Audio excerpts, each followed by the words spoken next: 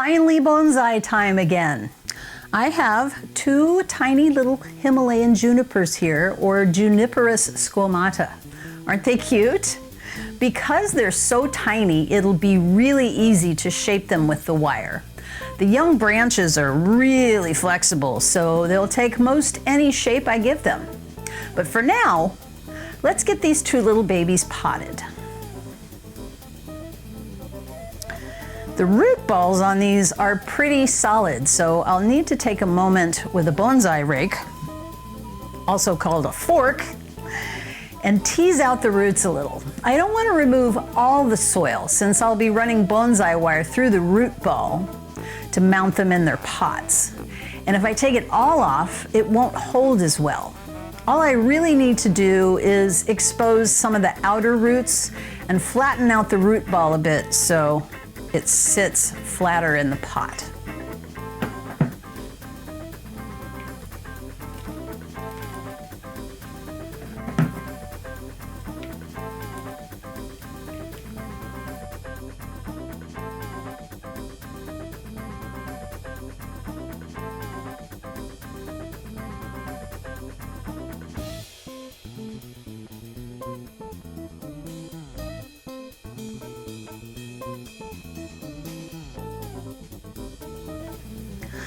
I've got two tiny bonsai pots, one with one hole and one with two.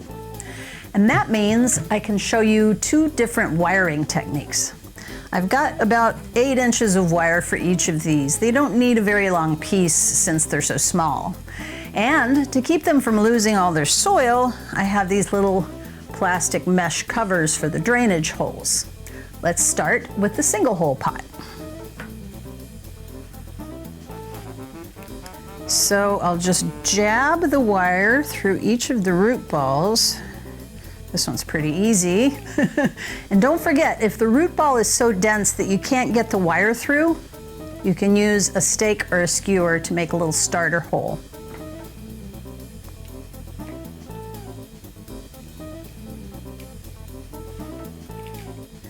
When you push the wire through, make sure the tree is facing the right direction.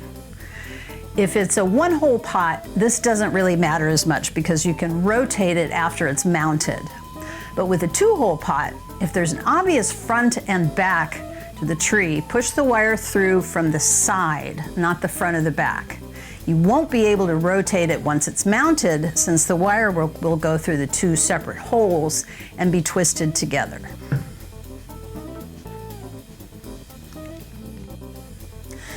And now, I'll bend the ends of the wire down and push the ends through the drainage hole cover. The wire will hold that in place as well as the tree.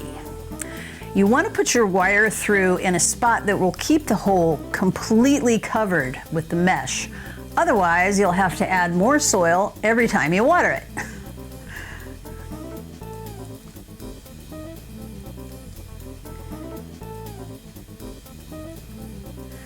And now, I'll put the ends of the wire through the drainage hole.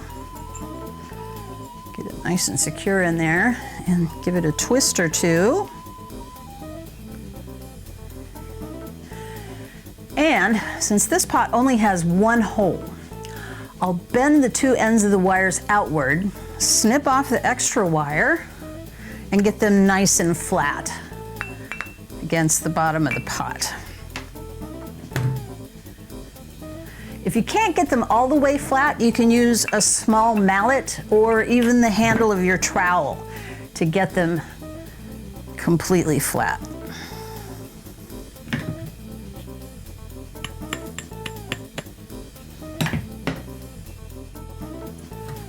Okay, that little guy is in there. You want it to be fairly tight so it doesn't fall over.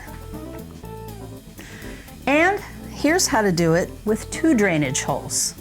I'll need two of the covers, one for each hole. Once I've put the wire through the holes in the pot, I'm going to twist them together. So I'll need the wire to go through near the edge of the mesh. Otherwise, when I tighten the wire, the mesh will slide toward the middle and won't cover the other side of the holes.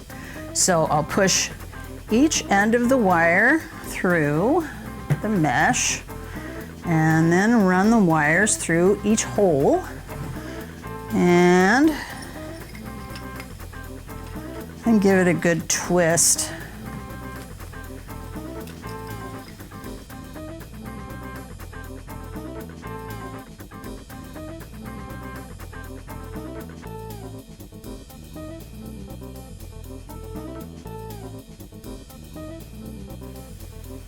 And that's 2. Now all that's left to do is fill them in with bonsai soil.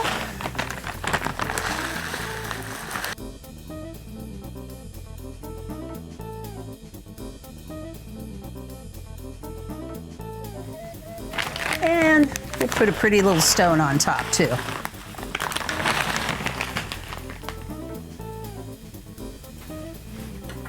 One, 2. I'm going to let them live in these pots for a few weeks before I start wiring the branches. Transplant shock can do a lot of damage if you try to do too much to a bonsai right off the bat. So I'll put these babies outside and let them live their best life for a while. Before I forget, let me say a huge thank you to my friend Rachel, who gave me these 2 little bonsai starts as a gift, and to Chelsea Garden Center, where she got them. Thanks, Rachel. Thanks, Chelsea. You're awesome. So check back in a few weeks and watch me wire the branches. This one already has sort of a spiral shape, so I think I'm going to lean into that. And this one has 2 long branches, so maybe I'll use a guy wire and bend them down below the edge of the pot. They're both so small, I could make them in almost any shape at this point. It's exciting. Have you ever made a bonsai? Let me know in the comments, and thanks for watching. If you enjoyed this video, please let me know in the comments, and please like and subscribe to my channel and hit that bell to be notified when I release a new video. You can also find me on Instagram at planty.jen, where I share photos and tips as well. If you'd like to learn more about me, please visit my website at plantyjenstinylandscapes.com. Thanks for watching, and I'll see you again soon. Time for that theme song.